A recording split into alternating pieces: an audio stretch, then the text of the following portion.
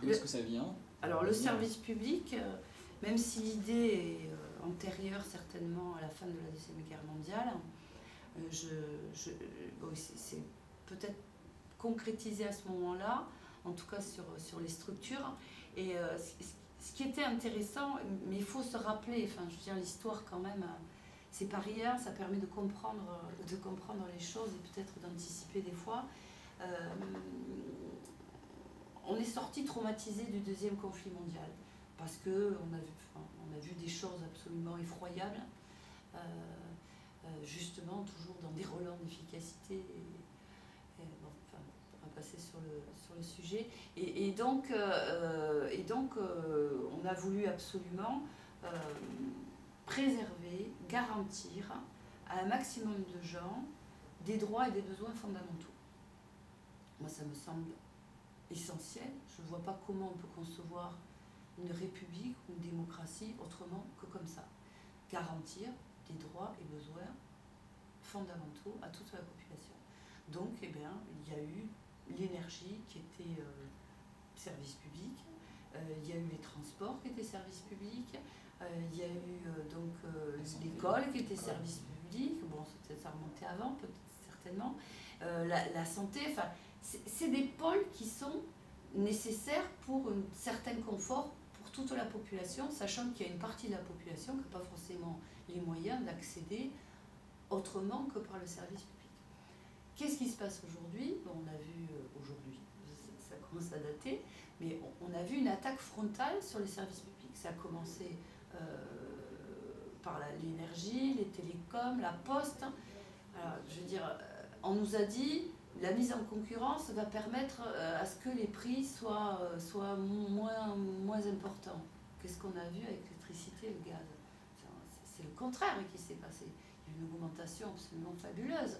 Enfin, je veux dire, on nous tient un discours qui est à l'inverse de nos fondamentaux de la République et de la démocratie, et parallèlement, ils sont en train d'organiser une casse de nos services publics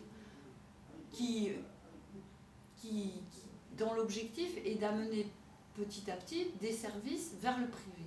Donc en fait, ils sont en train de casser un modèle social sans se poser la question de ce qui va se passer après.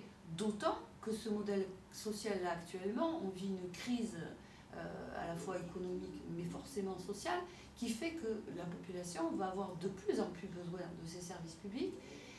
Et en fait, ils sont en train de se faire complètement ratiboiser, quoi. Il n'y a pas d'autre mot. Je veux dire, quand on voit les problèmes qu'ont les hôpitaux publics, qu'on est en train de fermer des services. Alors, ce qui est intéressant, c'est qu'ils font ça morceau par morceau, quoi. Ils ne font pas ça globalement. On vous enlève un petit service là, on va déléguer ce service-là à du privé. Enfin voilà, ça se fait doucement, mais tranquillement, mais fermement. Et nous, de l'intérieur, ce qu'on voit, c'est que non seulement ils font ça, mais en plus, ils nous créent des conditions de travail sur lesquelles on devient totalement inopérationnel, inefficace. Et donc, quelque part, ce qu'ils veulent montrer à la population, c'est que, vous voyez, ces services publics ne servent à rien. Ils ne sont pas opérationnels.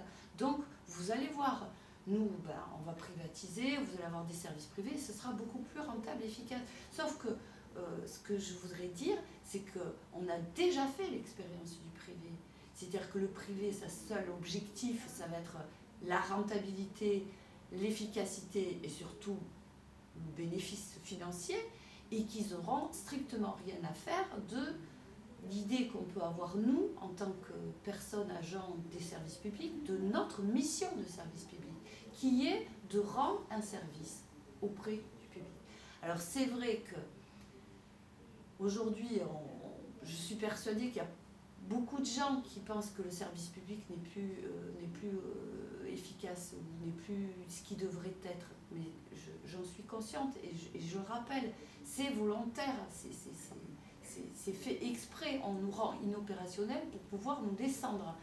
Et moi, ce que je rappellerai, c'est vraiment un appel aux usagers, c'est de penser qu'est-ce qui va se passer après. Si vous n'avez pas les moyens de vous soigner, comment vous vous soignerez? S'il n'y a plus d'hôpital public, si vous n'avez plus les moyens de payer une école privée, comment vous donnerez une éducation à vos enfants? c'est revenir sur ce que nous avaient garanti nos anciens. Nos anciens, ils savaient ce qu'ils faisaient. Je pense qu'ils avaient vécu un traumatisme suffisamment terrible pour se dire que l'humain est au centre de la société et que cette société, elle doit fonctionner autour de cette notion d'humanité. Et nous, aujourd'hui, on est en train de la perdre. On est en train de laisser s'échapper les services publics sous prétexte de modernisation qui, en fait, a des visées totalement financières. Pour parer aussi la déshumanisation.